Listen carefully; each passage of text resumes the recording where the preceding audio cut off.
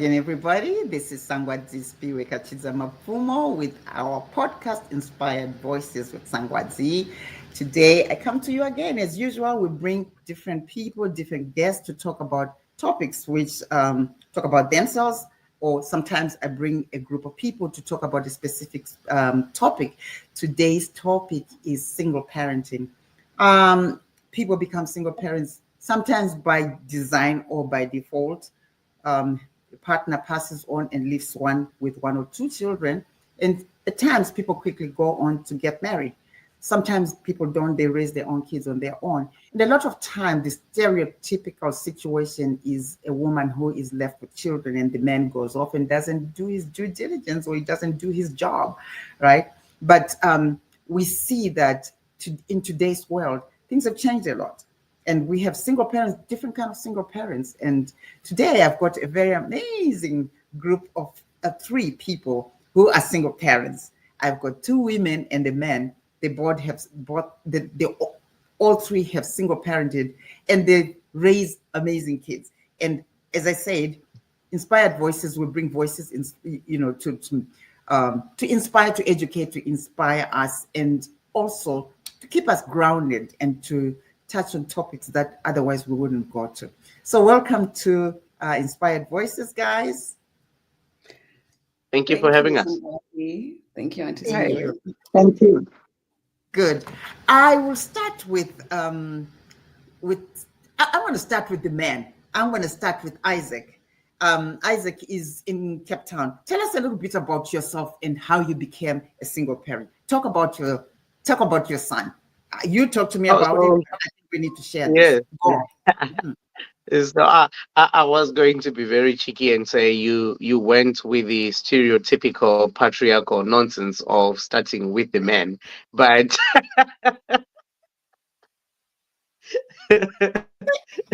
I'm a today, and so go ahead.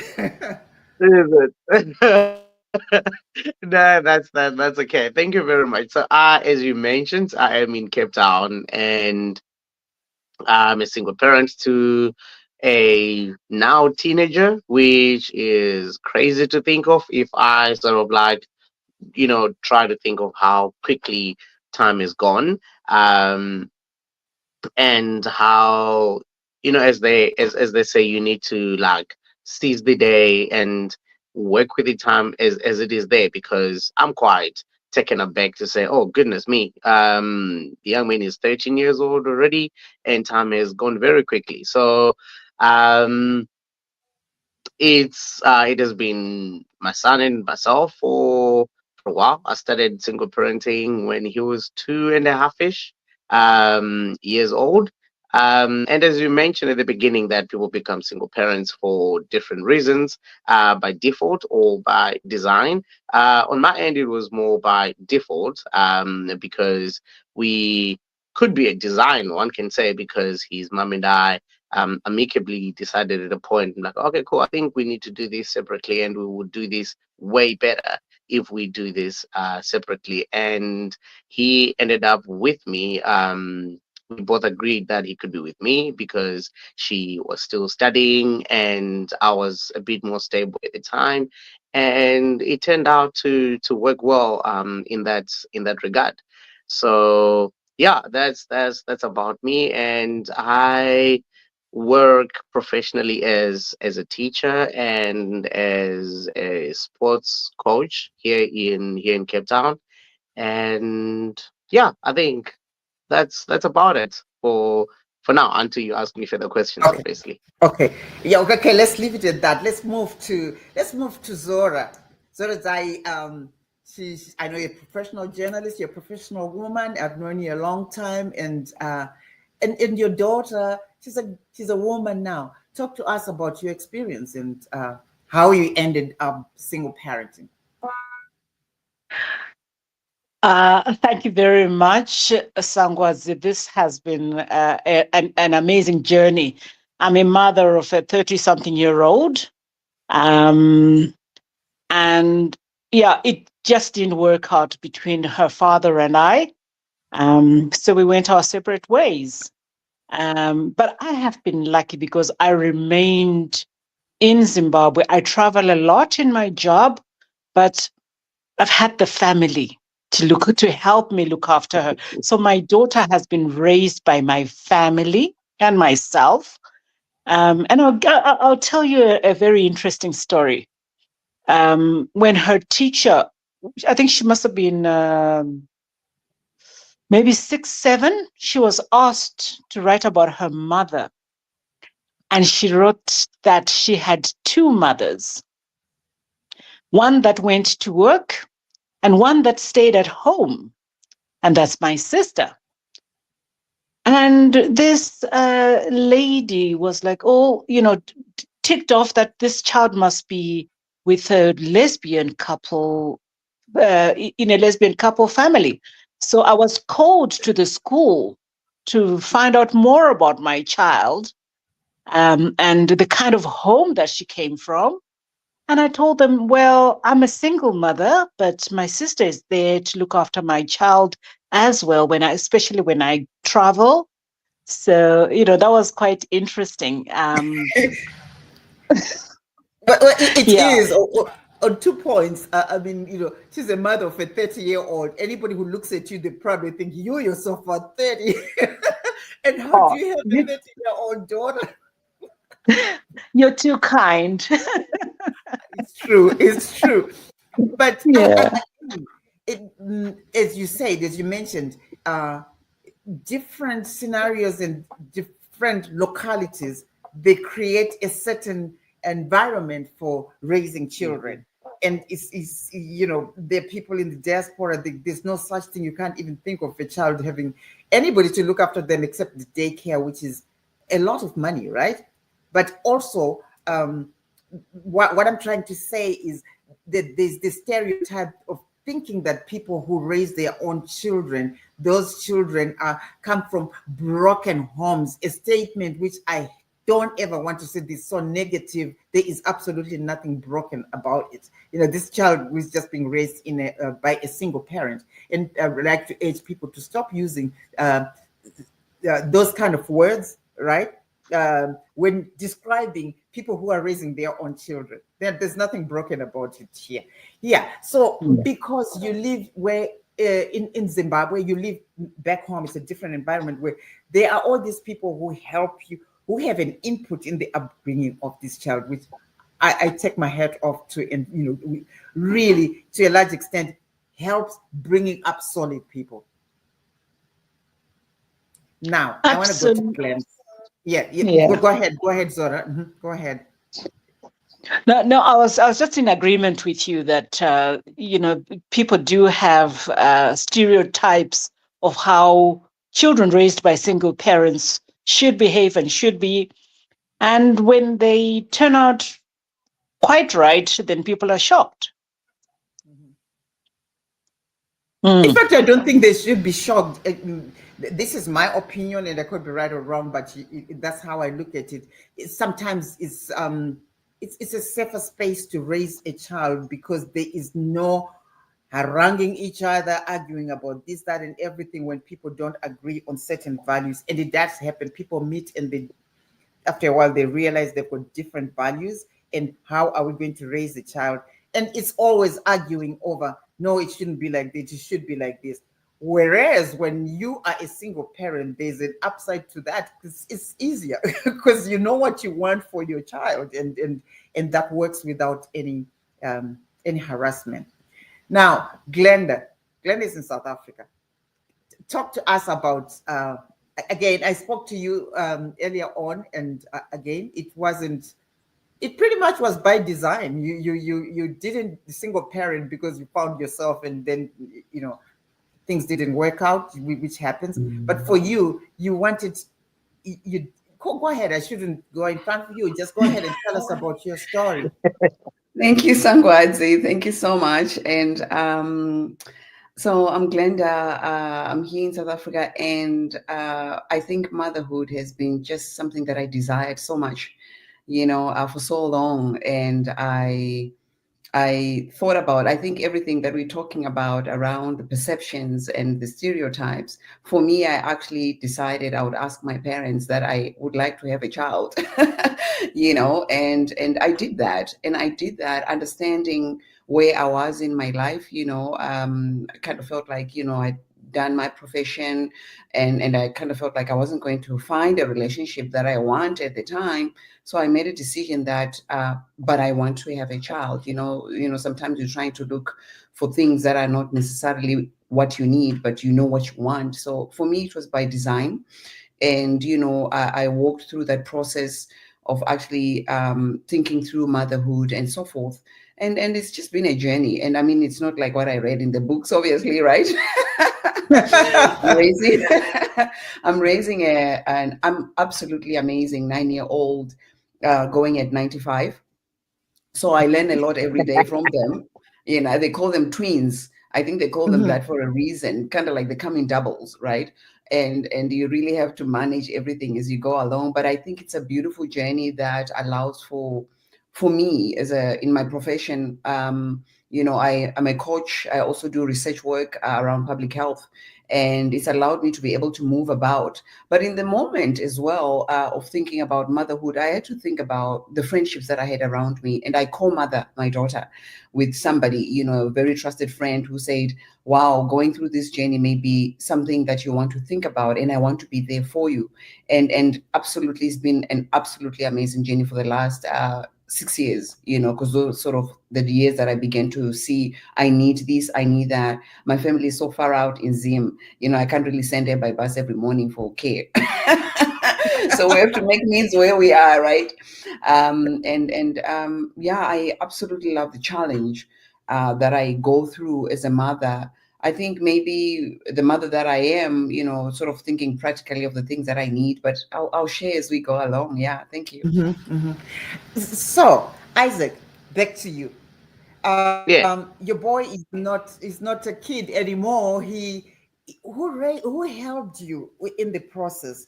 Because I mean, a two yeah. year So old. Oh my goodness. yeah, I think Yeah, at the yeah. How was time it? I had to. It was absolutely horrible. At the beginning, because you are doing something that you don't know, and you're trying to do it by yourself. And I think Glenda mentioned it quite aptly when she said, if your family is not like the locality, if they are not there, and you need someone to go and fetch your kid because they've fallen ill at school, and you need someone to go fetch you're it. You need to go do it yourself, and you sort of you struggle a lot in those moments to try and make it work, because the business world is not designed in a way that appreciates the idea that someone might be a parent, and there is a life other than what work needs. So I was, as time went on, fortunate enough to be in a church community that had people that were willing to step up. And over time, those people have become family, and I value them so much. And the interesting thing, I think someone told a story earlier. I think it was Zora who said you were called into school to say, are you raising this child in a home where this is a lesbian couple or anything of that sort?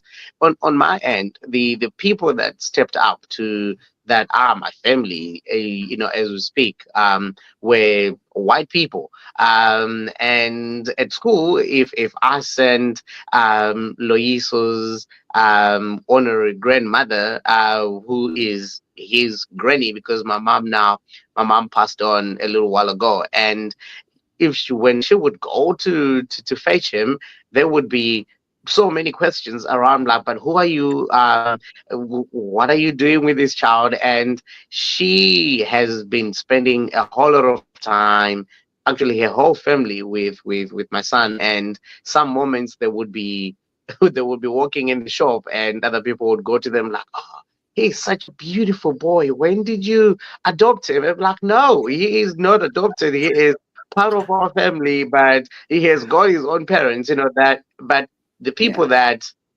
rallied around me really made it very, very, very easy um, to navigate parenthood, because it is tough. There is a lot of things that need doing. And on my end also, one of the other things was I did not want to raise a one, I don't know how to put it, like a child that has got like one strong emotion that is embedded in them, that as a guy I may try as hard as I can to be soft and feminine. My mother, bless her soul, taught me to do everything that is household related. I can sew, I can cook, I can do everything by myself. But that can never be feminine enough and be woman enough for my child to experience what he needs human being um, needs as a human being to be complete and whole. So the women that came around me and stood in that gate to make sure that he is getting that side of humanness that is very, very important in our lives,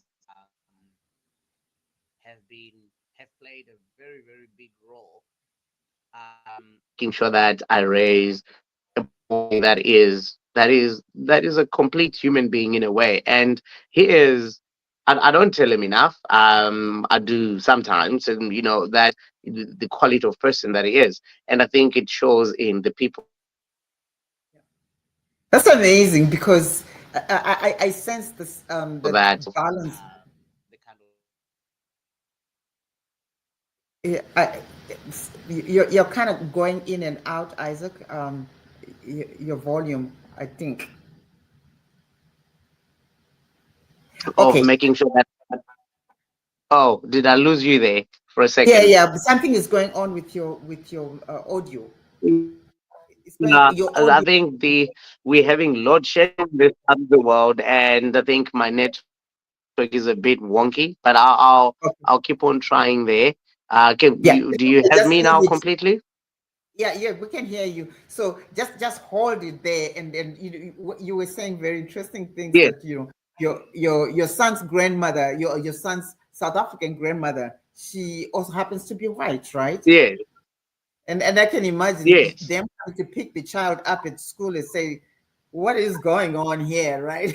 Just like Of course, Zorodzai, of course. like you got two mothers. What's going on here? But this is the world we're living in.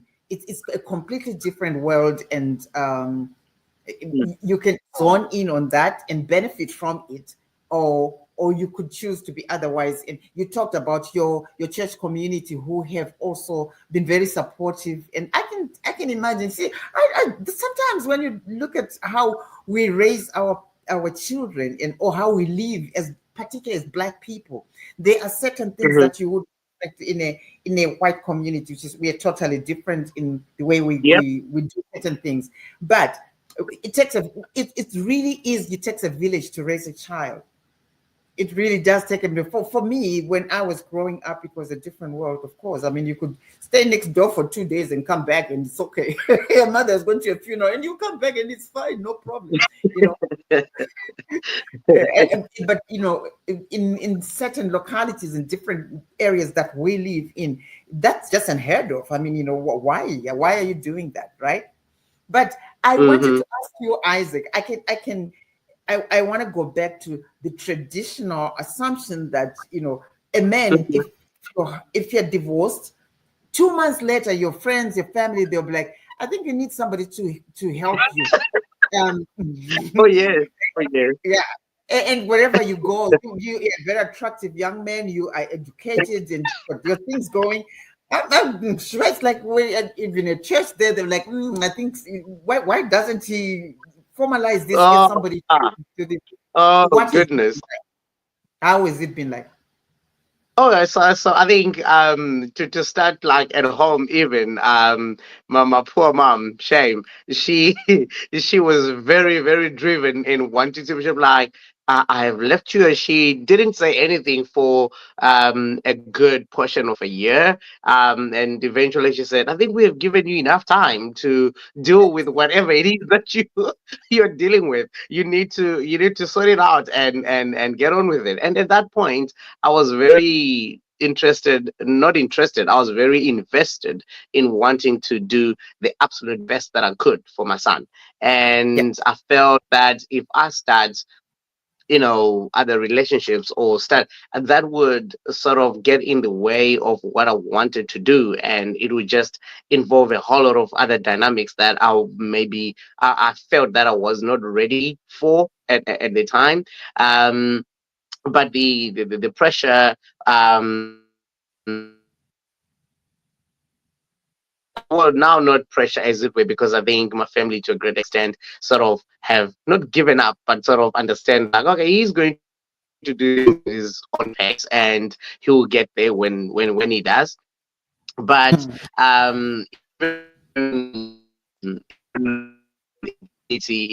I'm like involved in a lot of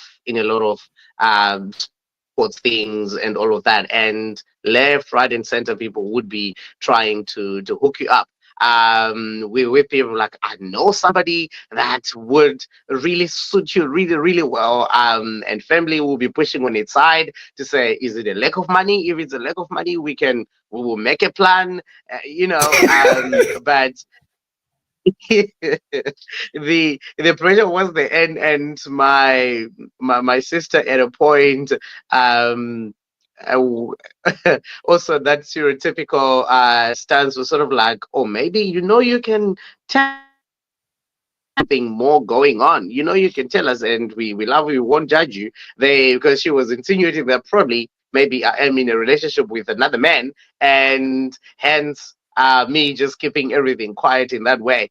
But which wasn't that. I really just felt that I was better off investing all of me, my time, and my resources, and myself at that point, to my son, because that's what I think would have been my calling in that small space of time, to do the best that I could. And I totally understand why other people jump into a relationship, or maybe not jump in, or eventually get into other relationships, because doing it by yourself is a hustle. It's a lot. And if you have experienced doing it with another person for a long time, and then you don't have them there, you are going to really, really struggle. So yeah, Well, that's really interesting, because I wanted to hear that piece. I had to bring it in about that. So wanting to settle or trying to bring somebody in. Zorodzai, what has your experience been raising a child on your own, and everybody looking and said, hey, superwoman, I think it's about time, you're a very attractive woman, and I'm sure, or what does that look like? And how is your relationship with your daughter in terms of dating, and maybe the child feeling like, oh, maybe mom is gonna settle for something? How has that been like?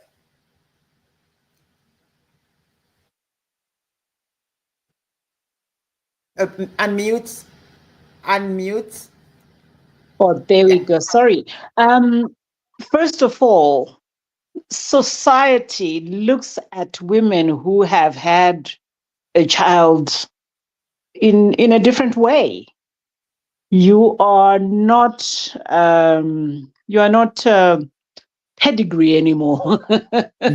You're not the desired type of woman anymore, because you have had a child with someone else.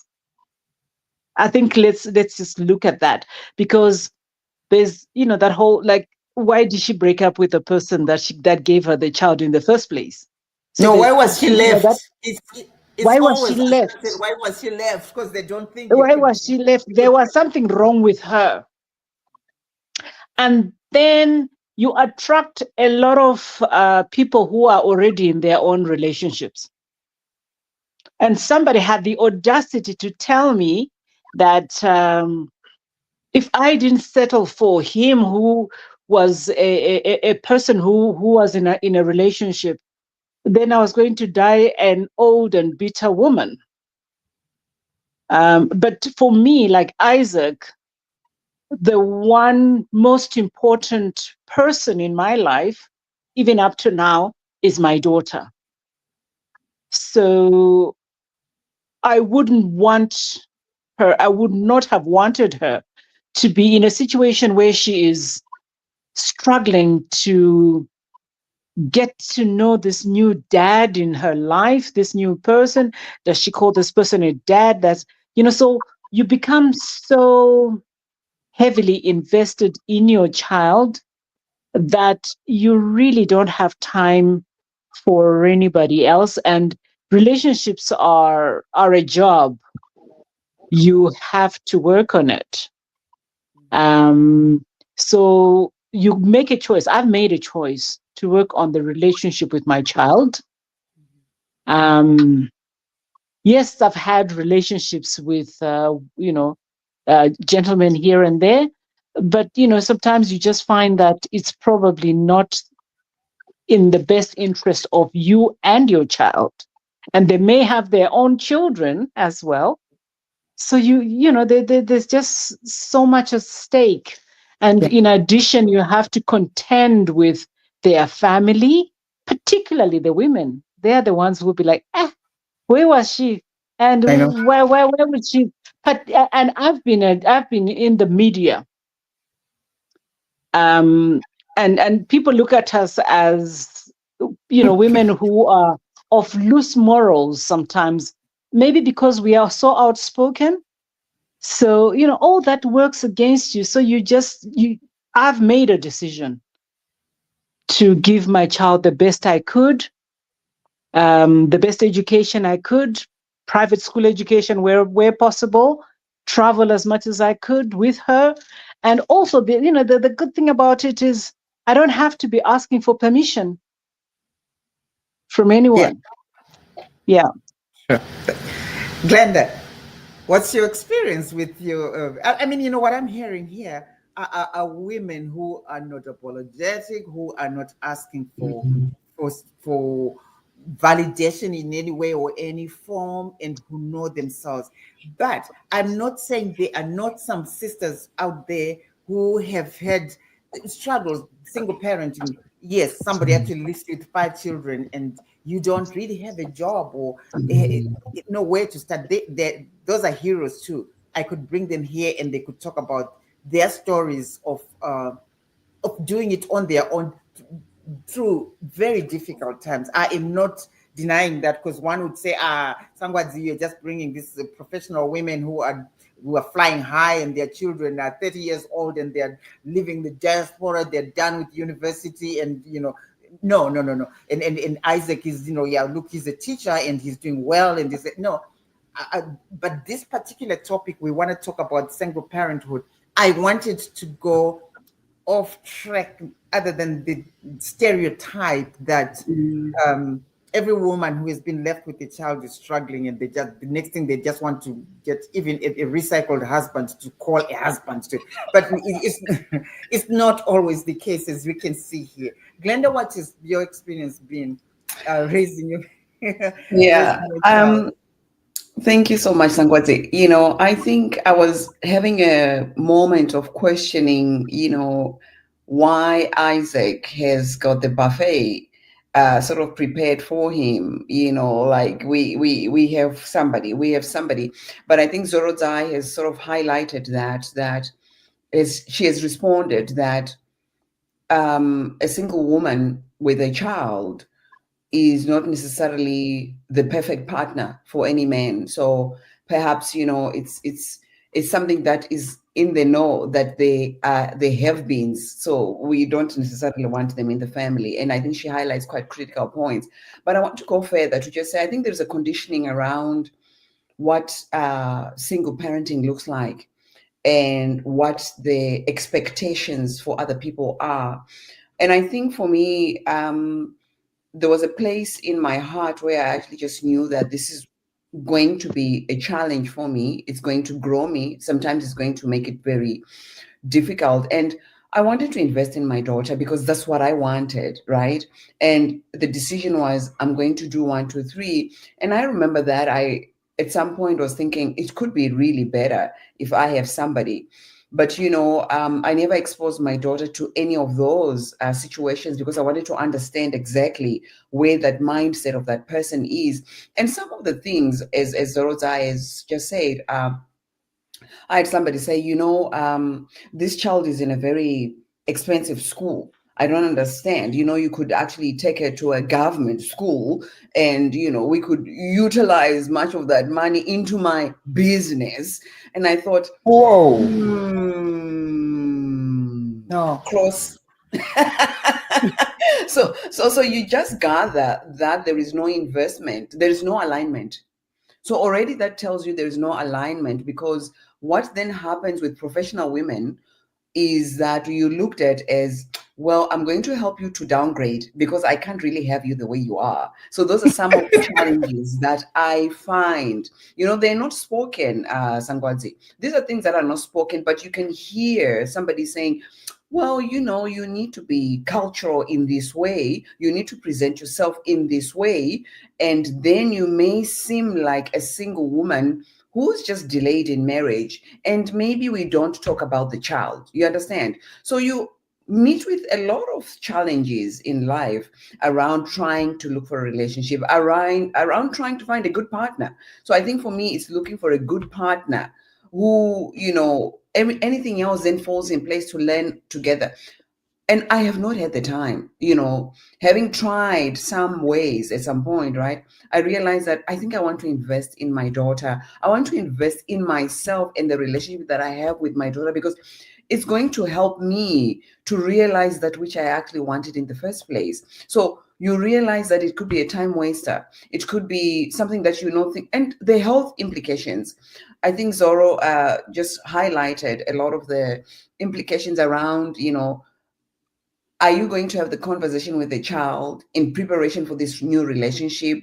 Is that where you want to be right now? So there's quite a lot at stake. But I think a lot of it is decisions that you make. There are choices. There are hard choices, Sangwadzi, right? I don't want to sugarcoat it and make it seem like, well, I just decided I wasn't going to do it. There are hard choices. And in those hard choices, you have to look back and say, what is it that I am aiming at? What is the vision that I had? What do I really think I could work out? And you look at your network, you look at your family, you look at your career. For example, for myself, I realized I couldn't find a full-time job from 8 to 5. I had to think about what is a job that will help me. So I was a consultant for the most part as my daughter was growing, because I needed to be with her.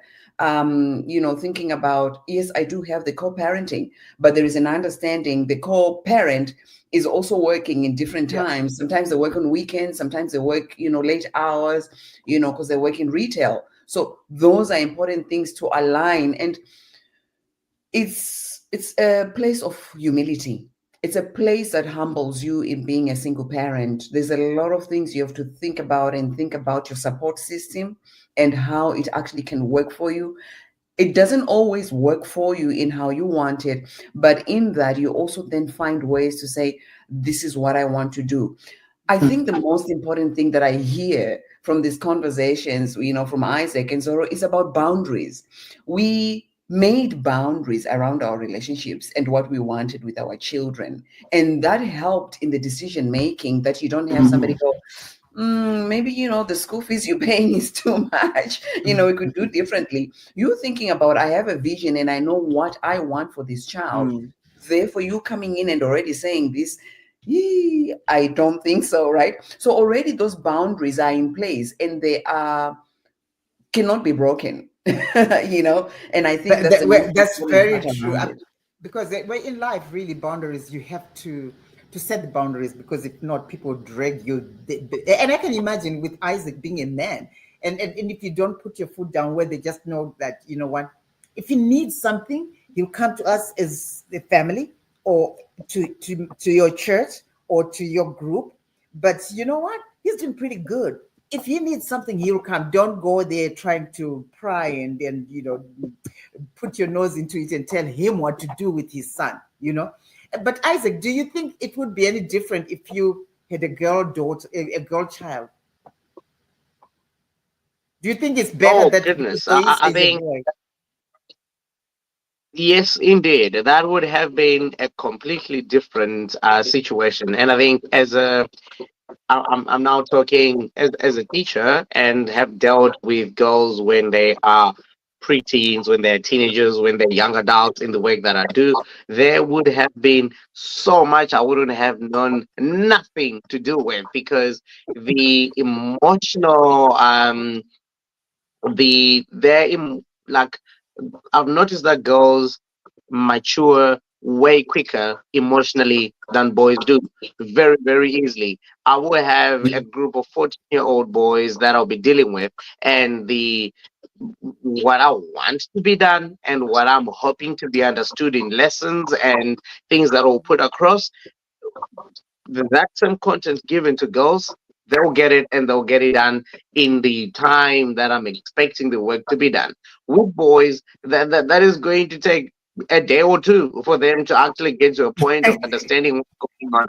And we're not even talking about like academic ability or whatever. I'm just talking about just the maturity and of understanding how things are socially, how and to understand other people and other people's emotions and to consider them, how to show empathy, how to show kindness, how Yeah. to express their unhappiness and sadness and all of that.